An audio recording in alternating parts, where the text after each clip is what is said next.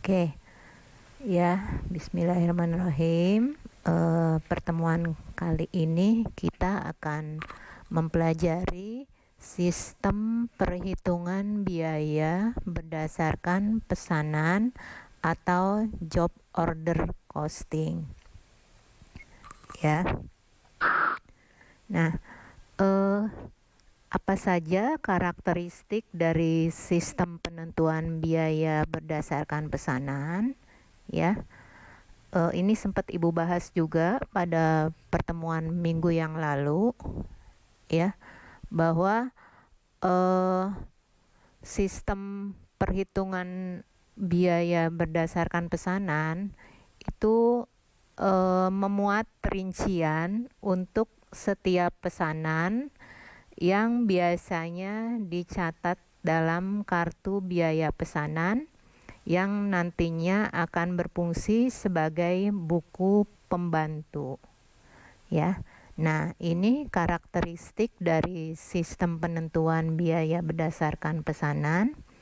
Yang pertama adalah produk yang dihasilkan perusahaan sesuai dengan spesifikasi yang diinginkan oleh pemesan, sehingga sifat produksinya dapat dikatakan terpisah atau terputus-putus, dan setiap pesanan dapat dibedakan identitasnya secara jelas. Ya, misalnya kalau mau pesan undangan, spesifikasi kertasnya apa jenisnya gitu ya, terus desainnya seperti apa ya, terus berapa jumlahnya, pokoknya sesuai dengan spesifikasi yang ditentukan oleh pemesan gitu. Nah, yang kedua, biaya produksi dikalkulasi untuk setiap pesanan agar biaya pesanan dapat dihitung secara akurat ya. Yang ketiga, total biaya pesanan dihitung setelah proses produksi selesai dilakukan dengan menjumlahkan seluruh komponen biaya produksi. Ya, apa saja biaya komponen produksi ya yang kemarin kita sudah pelajari, yaitu biaya bahan langsung, biaya tenaga kerja langsung, dan biaya overhead pabrik ya. Biaya overhead pabrik itu selain dari biaya tenaga kerja langsung dan biaya bahan langsung. Oke, nah biaya produksi per unitnya dapat dihitung dengan membagi antara total biaya produksi dengan jumlah unit yang dipesan untuk setiap pesanan yang diterima. Yang keempat, produk yang telah selesai diproses langsung dimasukkan ke gudang produk jadi agar dapat diserahkan kepada pemesan. Ya, jadi dalam perhitungan biaya pesanan itu biasanya setiap pesanan atau batch ya harus dapat diidentifikasi secara jelas dan terpisah. Baik dari segi biaya maupun biaya per unitnya ya untuk setiap pesanan atau batch ya. Nah, rincian biaya produksi untuk setiap pesanan tadi Ibu sudah singgung di awal bahwa dicatat dalam kartu biaya pesanan ya, job order cost sheet ya namanya. Dan ini biasanya berfungsi sebagai buku pembantu ya atau subsidiary ledger untuk setiap pesanan. Nah, kita lihat contohnya. Nah, ini adalah contoh kartu biaya pesanan. Ini nama perusahaannya adalah PT Indah Gemilang Sejahtera ya. Ini kartu biaya pesanan yang dibuat oleh PT Indah Gemilang ya. Jadi di sini terlihat nomor pesanannya berapa, jenis pesanannya apa ya. Misalnya undangan pernikahan misalnya. Nama pemesannya siapa gitu ya. Tanggal pesanan, tanggal mulai, tanggal selesai. Ya, karena apa? Karena dalam suatu perusahaan biasanya mendapatkan pesanan untuk dari berbagai konsumen atau customer ya. Makanya dibikin kartu biaya pesanan untuk setiap jenis pesanan dan juga memuat siapa nama pemesannya ya. Nah, ini contohnya. Nah, di sini di dalam kartu job order cost sheet itu ya ada rincian dari biaya berapa bahan langsung yang dipakai ya, berapa biaya tenaga kerja langsung yang digunakan, berapa biaya overhead pabrik yang sudah terpakai. Nah, nanti di sini ada nomor bukti ya, misalnya untuk biaya bahan langsung, bukti-buktinya adalah bukti permintaan bahan ya, bukti dari kartu persediaan bahan gitu ya. Nah, untuk biaya tenaga kerja langsung apa bukti-buktinya ya? Misalnya buktinya adalah kartu jam kerja ya, daftar hadir seperti itu. Nah, untuk biaya overhead pabrik bukti-buktinya apa ya?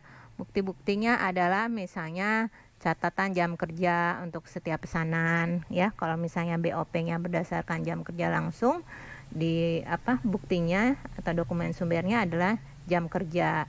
Terus daftar hadir ya, contohnya seperti itu. Nah, setelah selesai ditulislah berapa biaya produksi yang sudah habis, yang sudah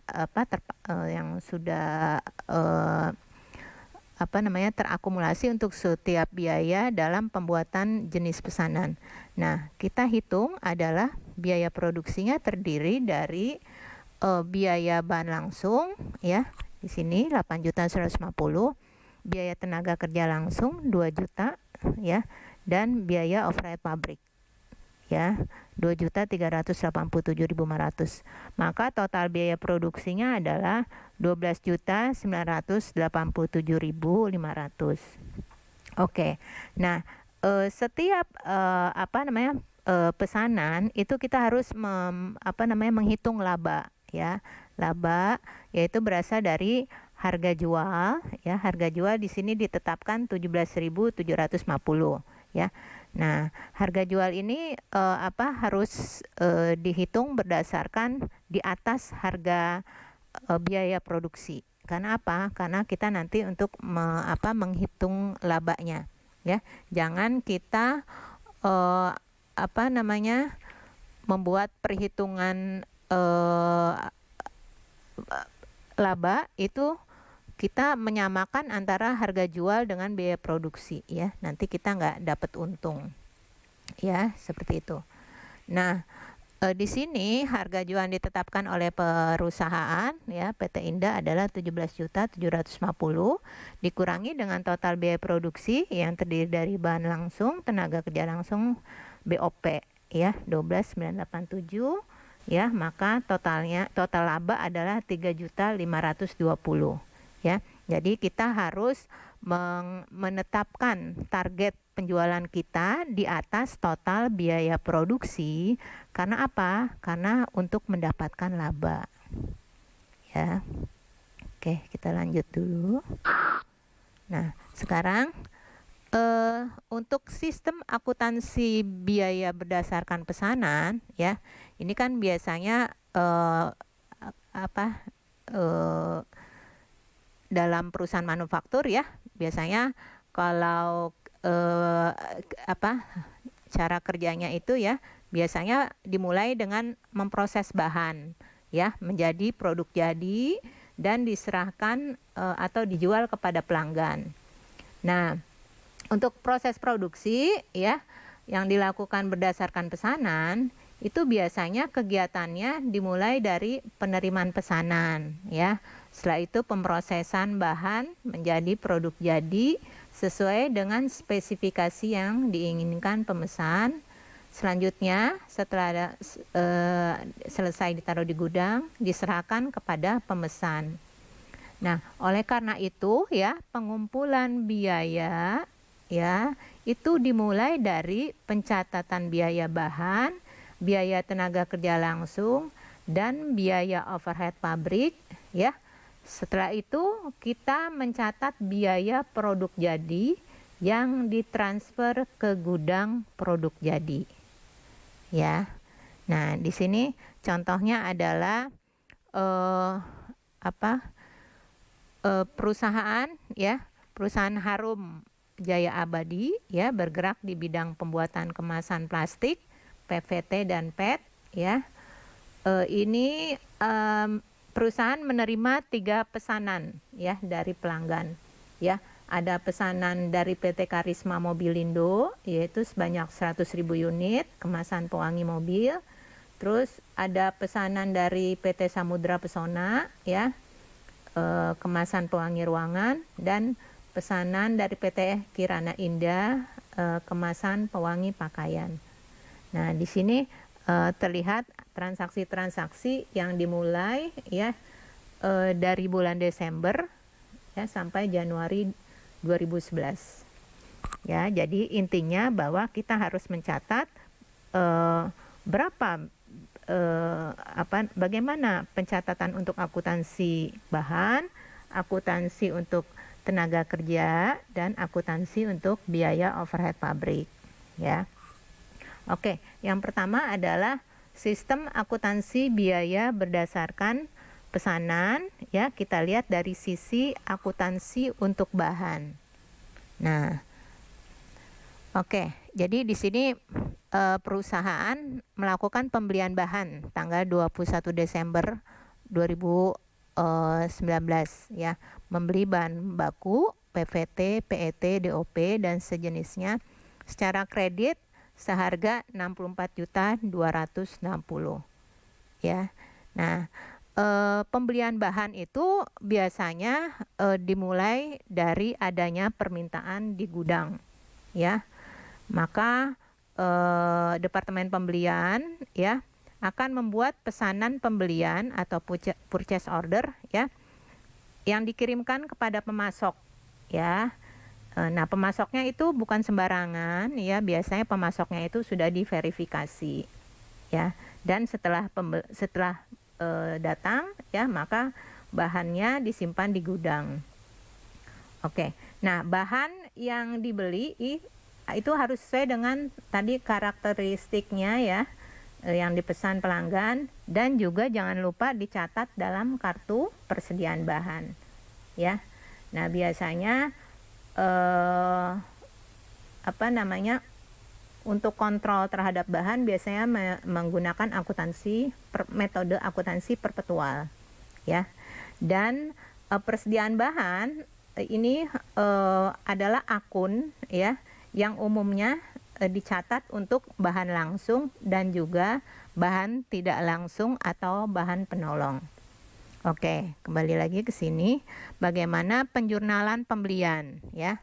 Tanggal 21 Desember ya, berarti karena kita beli bahan berarti persediaan bahan kita didebet. Karena apa? Karena bertambah ya.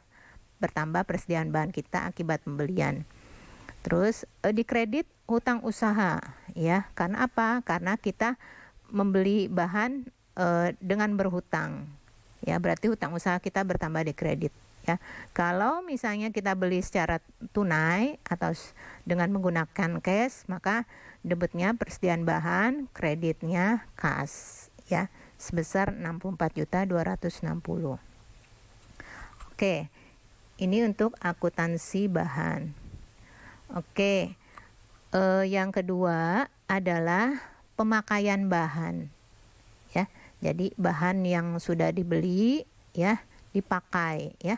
Jadi prinsipnya tidak semua bahan yang kita beli itu kita pakai semua, gitu ya. Nah, di sini pemakaian bahan tanggal 22 Desember ya. Atas ketiga pesanan ya yang tadi Ibu sudah jelaskan adalah sebesar 52.941.000 ya, dengan rincian bahan langsungnya sebesar 45.511.000, bahan tidak langsungnya atau bahan penolong sebesar 7.430.000. Nah, bagaimana penjurnalannya ya? Oke.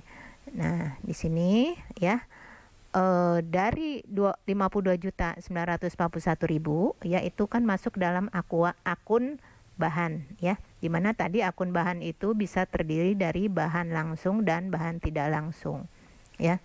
Maka seperti yang Ibu sudah jelaskan minggu yang lalu ya, untuk bahan langsung yang dipakai dalam proses produksi itu berarti masuk atau menambah biaya dalam WIP atau produk dalam proses, ya. Sedangkan bahan yang tidak langsung atau bahan penolong itu masuk ke dalam akun overhead pabrik aktual, ya. Maka jurnalnya, ya, bahan langsung, ya, masuk ke dalam WIP, berarti debitnya produk dalam proses biaya bahan langsung bertambah, ya, di debit. Terus untuk bahan tidak langsung debit lagi biaya overhead pabrik aktual, ya. Terus yang dikredit adalah persediaan bahan, ya. Artinya persediaan bahan kita berkurang karena apa? Karena kita pakai untuk dalam proses produksi, ya. Dimana tadi di dalam proses produksi itu, ya, digunakan bahan langsung dan bahan tidak langsung, ya, seperti itu. Oke, kita lanjut dulu. Nah, di sini, ya, untuk ketiga pesanan tadi disebutkan bahwa bahan langsung untung P201 10.100.000, untuk P202 15.170.000, dan untuk P203 20.241, ya. Makanya totalnya adalah 45.511.000, ya. Oke, untuk bahan tidak langsung atau bahan penolong, untuk P201 1.650.000, untuk P202 2.480.000, dan P203 3.300.000. Oke, makanya totalnya adalah 7.430.000. Ya, ini rinciannya, ya, atau subsidiary ledgernya. Nah, di sini, ya, biaya overhead pabrik aktualnya masuk menjadi 7.430.000. Tuh, ya, ini untuk akuntansi bahan. Oke. Nah, ini, ya, kita lihat di buku besarnya, ya.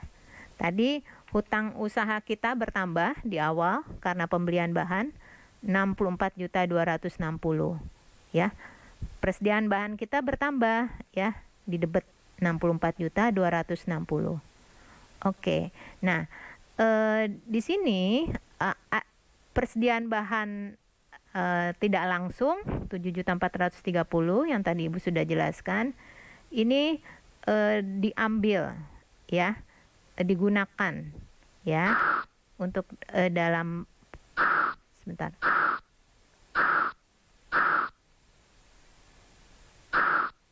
Ya, masuk ke dalam BOP karena dipakai, ya. Setelah itu 45.511, ya, itu tadi rincian dari P201, P202 dan P203, ya. Itu merupakan bahan langsung yang dipakai. Nah, ini masuknya ke dalam produk dalam proses atau WIP, bahan baku langsung. Makanya tadi persediaan bahannya ini, ya, 7.430.000 bahan tidak langsung itu menambah atau masuk ke dalam nilai BOP aktual, sedangkan bahan langsungnya 45.511 masuk ke dalam biaya bahan langsung, artinya menambah nilai produk dalam proses, ya. Jadi produk dalam prosesnya atau WIP-nya di debit. Oke. Nah, buku pembantunya atau subsidiary ledger-nya, ya, tadi untuk bahan langsung yang digunakan, ya, itu adalah untuk pesanan P201, P202 dan P203, ya. Masing-masing totalnya P201 mempergunakan bahan langsung sebesar 10.100.000, P202 mempergunakan bahan langsung sebesar 15.170.000, dan P203 mempergunakan bahan langsung sebesar 20.241, ya. Jumlahnya adalah 45.511.000. Ya, ini akuntansi untuk biaya bahan, mulai dari pembelian dan penggunaan bahannya. Oke, sekarang akuntansi untuk tenaga kerja, ya. Berapakah besarnya upah dan gaji yang harus dibayar? Berapa juga upah dan gaji yang harus diakumulasikan ke dalam WIP, ataupun upah dan gaji yang masuk ke dalam biaya departemen biaya di bawah departemen pemasaran, berapa biaya upah dan gaji di bawah departemen administrasi, ya. Nah, itu semua harus dirinci, ya, atau dihitung alokasinya, biaya-biayanya berapa saja, ya. Nah, di sini penentuan besarnya upah dan gaji, ya. Tanggal 28 Desember 2019, perusahaan menghitung upah dan gaji departemen produksi, ya. Jadi selain di departemen produksi nanti juga dihitung biaya upah dan gaji di departemen non produksi, yaitu departemen pemasaran dan penjualan dan departemen administrasi dan umum. Nah, itu harus dirinci semua berapa biaya upah dan gaji yang terjadi di departemen produksi dan non produksi, ya. Nah, di dalam soal ini dijelaskan bahwa untuk tarif tenaga kerja langsung itu 6.250 per jam. Biaya tenaga kerja untuk di departemen non produksi, ya, seperti departemen pemasaran dan departemen administrasi umum, itu totalnya sebesar 202.237. Nah, ini karena di sini belum dirinci berapa biaya yang masuk ke dalam biaya produksi dan non produksi, hanya totalnya saja, maka tanggal 28 Desember itu kita catat, ya, biaya gaji, upah, dan berapa hutang upah dan gaji serta hutang pajak penghasilan yang terhutang oleh perusahaan, ya, seperti pertemuan minggu yang lalu, ya. Oke, kita jurnal, ya. Debetnya biaya upah dan gaji sebesar 202.237.000, ya. Nah, hutang upah dan gaji sebesar 182.013.300, yaitu dipotong pajak, ya. Maka hutang PPh-nya pasal 21 sebesar 20.223.700. Ya, itu pencatatan biaya upah dan gaji yang terhutang baik di departemen produksi maupun di departemen non produksi, yaitu secara totalnya. Oke. Nah, yang kedua, ya, setelah dicatat berapa total biaya gaji dan upah yang terhutang, harus dirinci, ya, harus didistribusikan berapa biaya yang masuk ke dalam departemen produksi dan departemen non produksi, ya. Di sini departemen produksi yaitu biaya upah dan gajinya sebesar 105.677.500, ya, 105.677.500. Departemen pemasaran sebesar 62.780 dan departemen administrasi dan umum sebesar 33.779.500, ya. Dari total 105.677.500, yaitu gaji di departemen produksi, ya, bahwa di sini, ya, biaya tenaga kerja langsungnya 96.687.500 dan biaya tenaga kerja tidak langsungnya sebesar 8.990.000, ya. Tarif tenaga kerja per jam 6.250, ya, dengan rincian jumlah jam kerja 3.440 di P201, di P202 5.150 dan di P203 sebesar 6.880, ya. Bagaimana penjurnalannya, ya? Nah, produk pertama, ya, untuk biaya tenaga kerja langsung seperti yang sudah Ibu ulas kemarin, ya, semua tenaga kerja langsung, bahan langsung itu masuk ke dalam WIP, ya, atau produk dalam proses, ya. Totalnya sebesar 96.000 96.687.500 ya. Dapatnya dari mana? Ya, dapatnya dari 6.250 kali 3.440 untuk P201 ditambah 6.250 dikali 5.150 tarifnya untuk P202, dan untuk P203 Rp6.250 per jam dikali 6.880 jam. Ya, ini hasilnya adalah 96.687.500. Oke. Nah, sekarang untuk biaya tenaga kerja tidak langsung itu masuk ke dalam BOP aktual. Ya, jadi menambah nilai BOP aktual. Ya. Jadi jurnalnya adalah BOP aktual 8.990. Oke. Untuk gaji di Departemen Pemasaran 62.780. Didebet juga ya, bertambah biaya beban pemasaran. Beban gaji Departemen Pemasaran. Untuk Departemen Administrasi dan Umum ya sebesar 33.779.500. Ya, itu masuk ya, menambah beban administrasi dan umum. Oke, di kreditnya adalah ya biaya ya gaji dan upah ya sebesar totalnya ya. Totalnya adalah 202.237.000. Oke. Kita lanjut. Nah, maka bagaimana penjurnalannya ya? Untuk pendistribusiannya ya, ini belum dibayarkan ya. Maka didebet ya WIP biaya tenaga kerja langsung ya. Jadi bahan langsung, tenaga kerja langsung itu masuk ke dalam WIP atau barang dalam proses ya. Barang dalam proses atau WIP ya, atau pekerjaan dalam proses ya, sama saja itu. Oke, untuk ini untuk biaya langsung ya, yang tadi jumlah jam dikalikan dengan tarif jam kerja ya.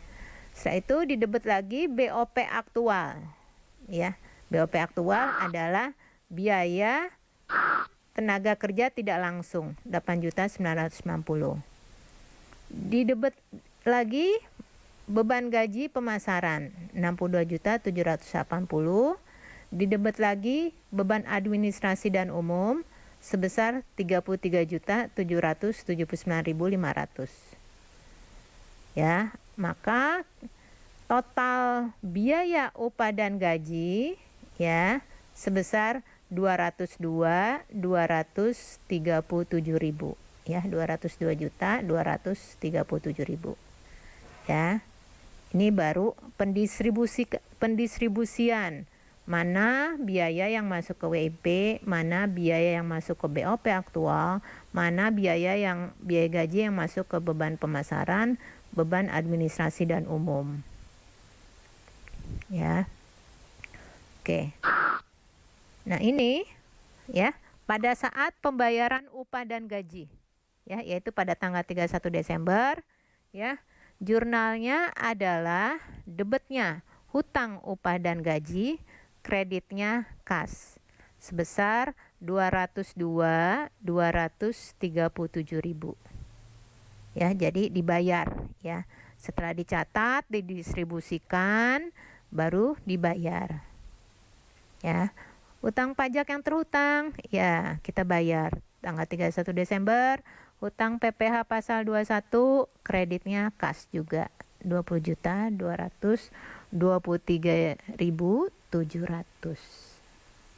Oke. Ini untuk akuntansi tenaga kerja ya. Tadi akuntansi bahan sudah. Oke, yang terakhir adalah akuntansi untuk biaya overhead pabrik. Oke, ya. Oh iya, ini Ibu jelasin ya buku besarnya ya. Tadi adalah hutang pertama, hutang upah dan gaji 191.506.000 ya. ini masuk ke dalam rincian ya. BOP aktual 8.950, 62 780 33779. Ini masuk ke dalam BOP aktual. Yang masuk ke dalam produk dalam proses adalah biaya tenaga kerja langsung. Itu sebesar 96.687. Ini ada buku pembantunya juga ya. Subsidiary ledgernya untuk P201, P202, P203. Ya, itu biaya tenaga kerja langsungnya ya 21.500 ya. Tadi Ibu sudah jelaskan jumlah jam ya dikalikan tarif per jam. Biaya tenaga kerja langsungnya 32187 500 untuk P202 dan untuk P203 biaya tenaga kerja langsungnya 43 juta. Ya, ini adalah aliran dari aliran biaya utang dan gaji dalam buku besar dan buku pembantunya. Ya, seperti itu. Ya, jadi dari hutang upah berapa masuk ke dalam biaya upah dan gaji ya. Berapa yang masuk ke dalam BOP aktual dan berapa biaya yang masuk ke dalam produk dalam proses. Oke. Nah, yang terakhir adalah ya, sistem akuntansi biaya berdasarkan pesanannya itu bagaimana akuntansi untuk BOP ya. Jadi tadi akuntansi untuk bahan sudah, akuntansi untuk tenaga kerja sudah, dan yang terakhir adalah akuntansi untuk BOP atau biaya overhead pabrik ya. Nah, biaya overhead pabrik ini ya merupakan biaya yang paling kompleks ya bila dibandingkan dengan biaya bahan langsung dan biaya tenaga kerja langsung. Karena apa? Karena biaya overhead pabrik itu harus diperhatikan secara jelas ya, berapa sebenarnya biaya overhead pabrik yang dibebankan ke dalam pesanan dan berapa biaya overhead pabrik yang aktualnya ya. Jadi yang dibebankan ke dalam pesanan itu berapa dan berapa total biaya aktual dari BOP itu sendiri ya. Makanya di sini dalam akuntansi untuk biaya overhead pabrik, dua hal yang penting yang harus dicatat, tadi Ibu sudah singgung, adalah satu, pembebanan BOP ke dalam setiap pesanan, ya, berapa biaya overhead pabrik yang dibebankan ke dalam produk yang dipesan. Yang kedua, berapa biaya overhead pabrik aktualnya, ya. Oke.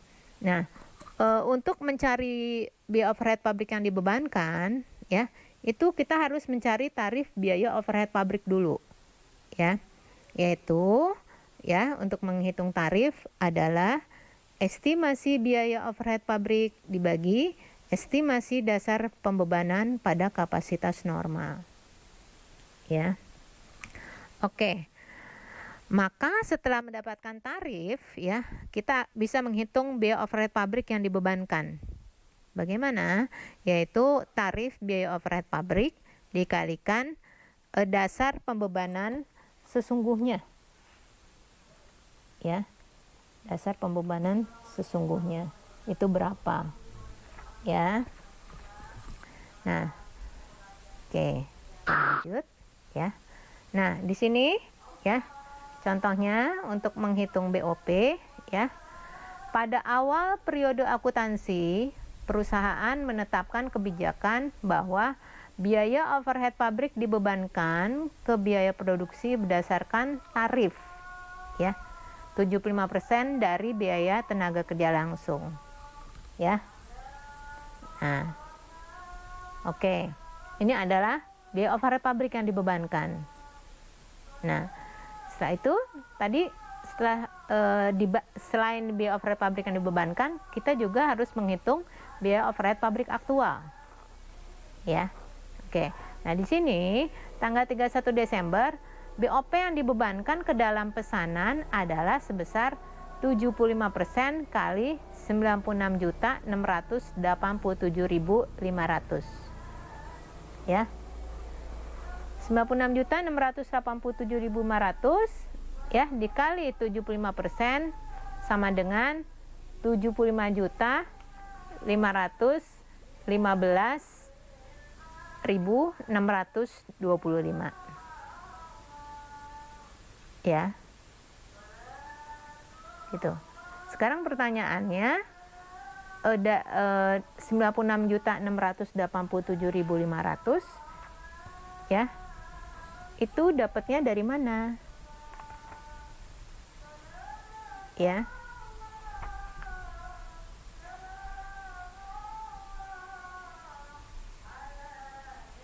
Ya. Itu tadi kita lihat 96.687.500 ya, adalah tadi ya.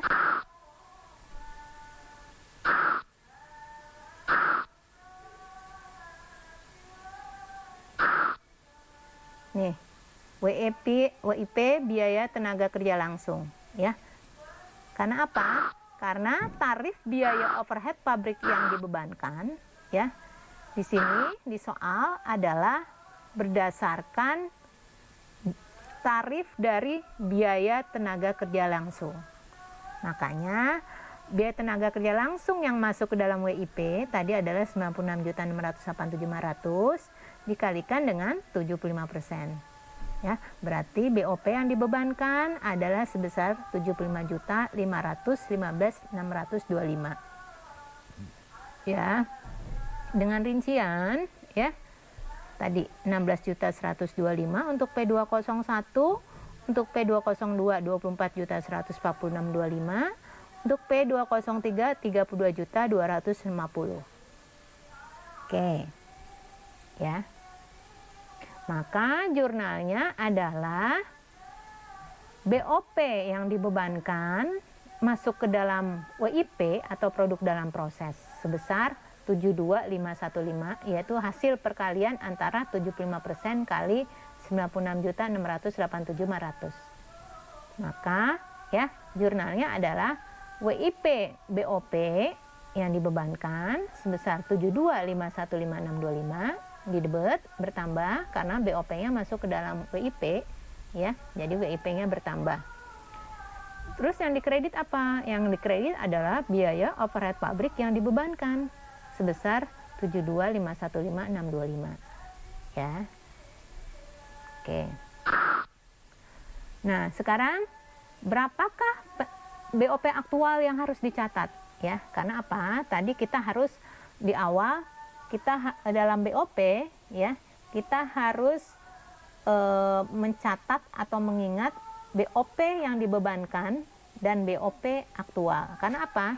Karena di akhir nanti kita akan mencari selisih berapa BOP aktual dengan BOP yang dibebankan ya.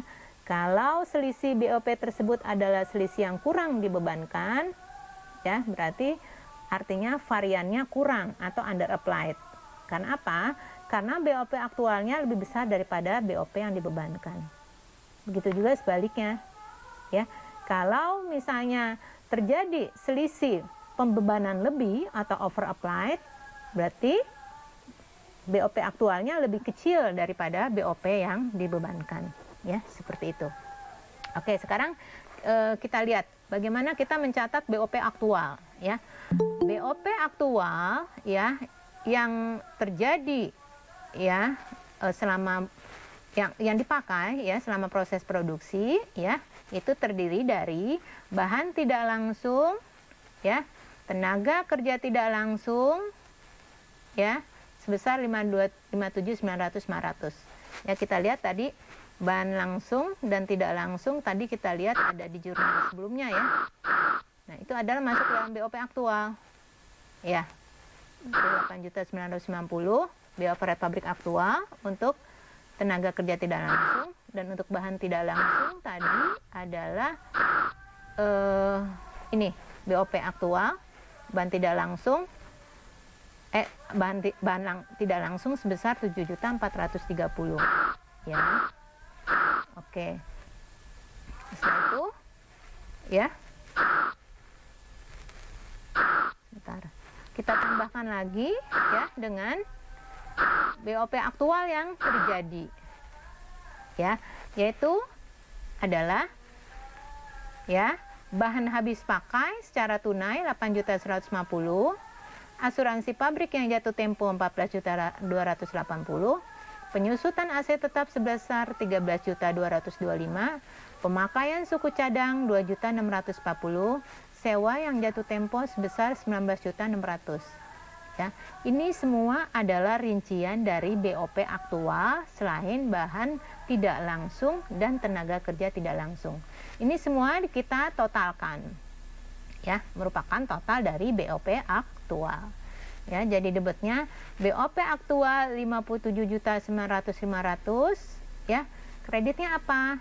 Yaitu tadi supplies yang dipakai yang dibeli secara tunai sebesar 8.155.000. Kreditnya apa lagi? Asuransi dibayar di muka sebesar 14.280. Kreditnya apa lagi? Akumulasi penyusutan, ya. Itu dari mana? Dari penyusutan aset tetap.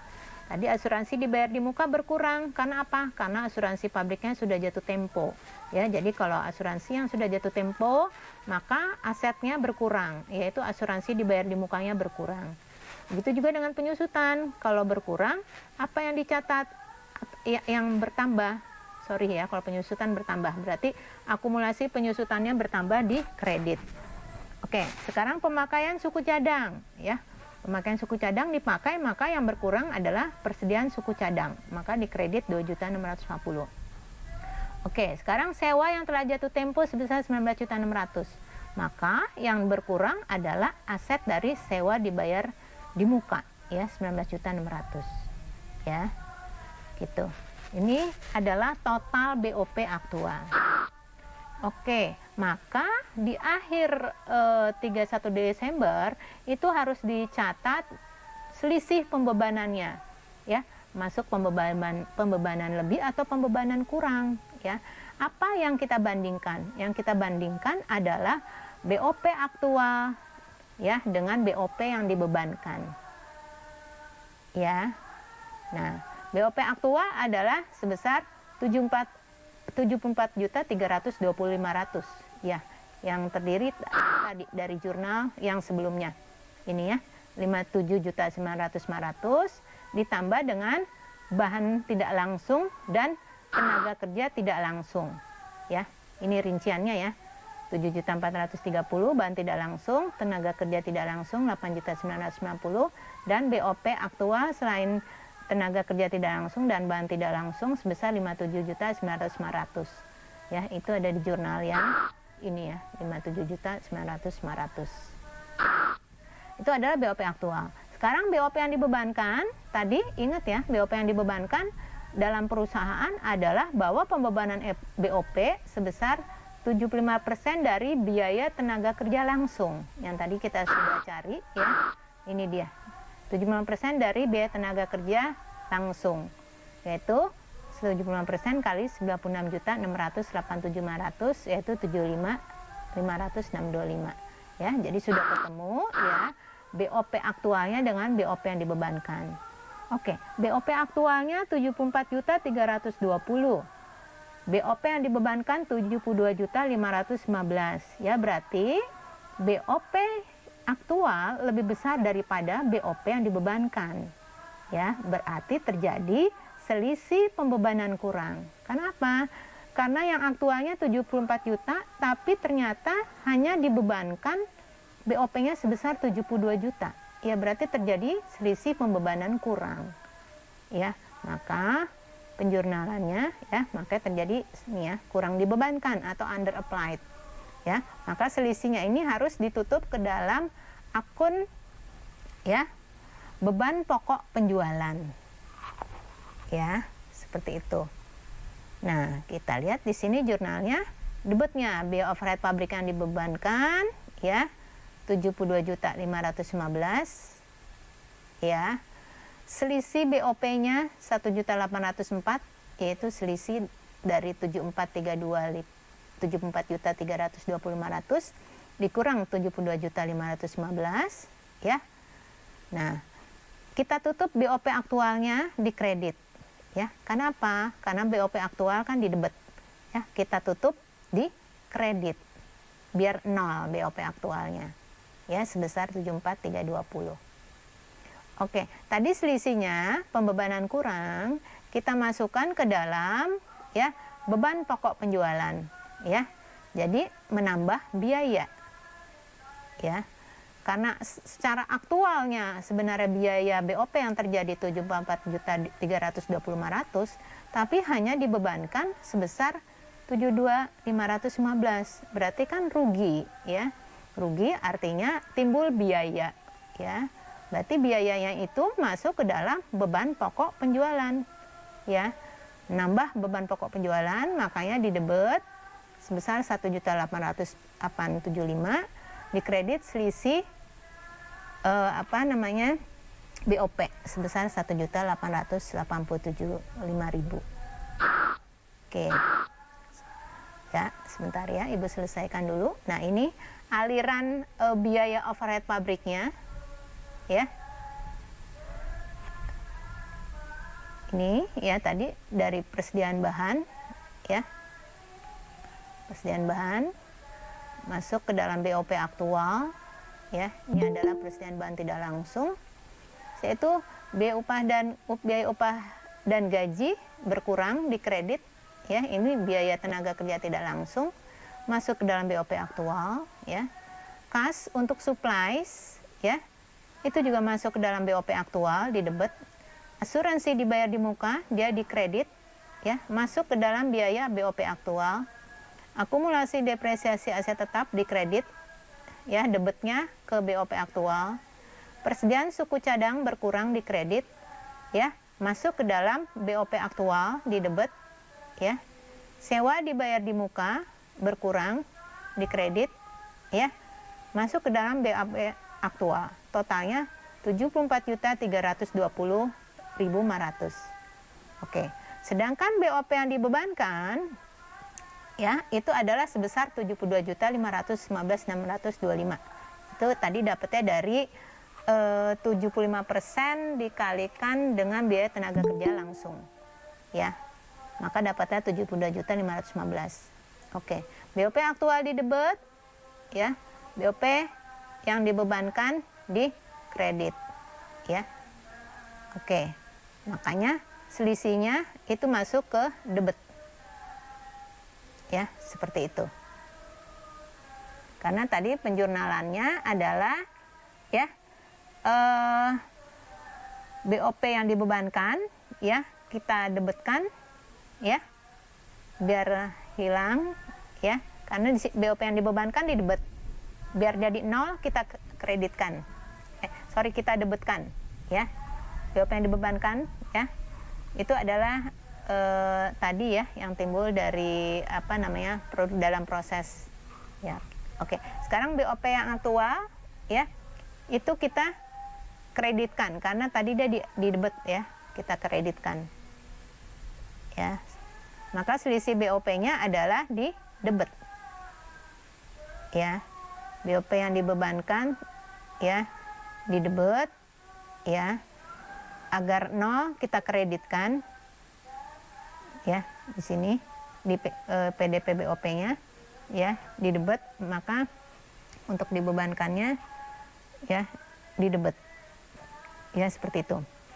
Oke, karena terjadi selisih pembebanan kurang berarti rugi, dia jadi biaya, maka akan menambah beban pokok penjualan. Kalau ditutup berarti ditaruh di kredit. Karena apa? Karena menambah beban pokok penjualan. Jadi beban pokok penjualannya di debet. Oke.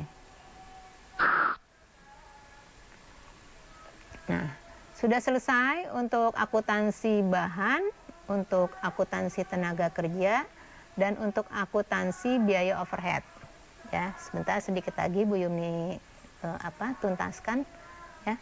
Nah, sekarang pada tanggal 31 Desember 2010, perusahaan sudah menyelesaikan proses produksinya dan ditransfer ke gudang produk jadi. Ya. Nilai pesanan tersebut adalah 119.223.125.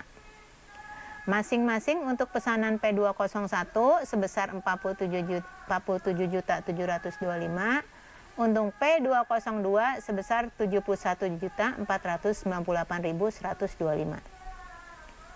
Oke, maka bagaimana penjurnalan produk jadinya? Ya, berarti produk jadi kita bertambah di debit. Oke, yang berkurang apa? Yang berkurang adalah biaya-biaya produk dalam proses. Karena apa? Karena biaya-biaya ini sudah terakumulasi, ya, dan sudah membentuk biaya persediaan produk jadi. Maka produk dalam proses biaya bahan langsung jadi kita kreditkan, ya. Biaya tenaga kerja langsung kita kreditkan juga, BOP kita kreditkan. Ya. Ini adalah total dari pesanan P201 dan P202. Ya. Oke, dalam kasus ini ya, produk dalam proses akhir periode adalah pesanan P203, nilainya sebesar 95.491. Ya. Jadi tadi P201 dan P202 sudah selesai. Ini ya. Maka P203 belum selesai. Ya. Maka masuk ke dalam persediaan produk dalam proses akhir. Ya. Sebesar 95.491. Oke. Setelah itu produk yang dikredit apa? Yang dikredit adalah produk dalam proses bahan langsung, ya, P203, produk dalam proses biaya tenaga kerja langsung P203, dan produk dalam proses biaya overhead pabrik P203, ya, sebesar 95.491.000. Oke. Ini dia ya rincian biayanya tadi ya. Produk dalam proses ya biaya bahan baku langsung, produk dalam proses biaya tenaga kerja langsung, dan produk dalam proses BOP ya. Ini membentuk persediaan produk jadi sebesar 119.223.000 ya. Oke. Ini juga ya, dari sini alirannya ya, PDP BBL ya 2241 43 juta 32.250, ini masuk ke dalam persediaan produk dalam proses akhir ya. Tadi ada produk dalam proses akhir ya. Jadi produk dalam proses akhir ini terdiri dari biaya 20.241 yaitu yang P203, 43 juta biaya tenaga kerja langsung, dan 32.250. Ya, ini masuk dalam persediaan produk dalam proses akhir. Sedangkan yang sudah jadi persediaan produk jadi adalah P201 dan P202 yaitu 25.270 ditambah 53.687.000 ditambah BOP 40.265. Maka ini adalah merupakan total gabungan dari persediaan produk jadi P201 dan P202. Ya, ini kita bisa lihat nih rinciannya di sini di subsidiary ledger-nya, buku pembantunya. Ya, untuk P201 ya ditambah P202 ya. Sini. Untuk bahan baku langsungnya kalian jumlahkan 10.100 ditambah 15.170 ya. Untuk tenaga kerja langsungnya dijumlahkan 21.500 ditambah 32. Untuk BOP-nya dijumlahkan ya 16.125 ditambah 24.180. Karena yang sudah jadi ini ya P201 dan P202. Sedangkan P203 produk dalam proses akhir, artinya belum jadi, masih diproses. Yaitu terdiri dari 95.491. Ini dia. Ya, biayanya terdiri dari ini 20.241 bahan baku langsung, tenaga kerja langsung 43 juta, BOP 32.250. Oke, totalnya 95.491. Oke, ya, sedikit lagi. Nah, pada tanggal 3 Januari 2020 ya, produk yang setelah selesai diproses diserahkan kepada pemesan ya. Total biaya P201 ya, 47.725 ya.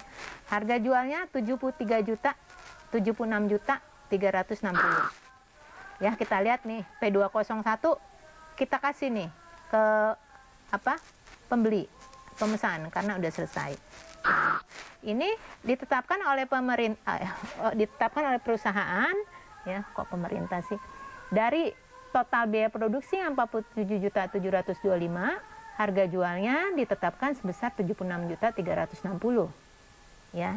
Ya, itu terserah perusahaan ya. Karena apa? Karena selisihnya perusahaan mau laba, ya.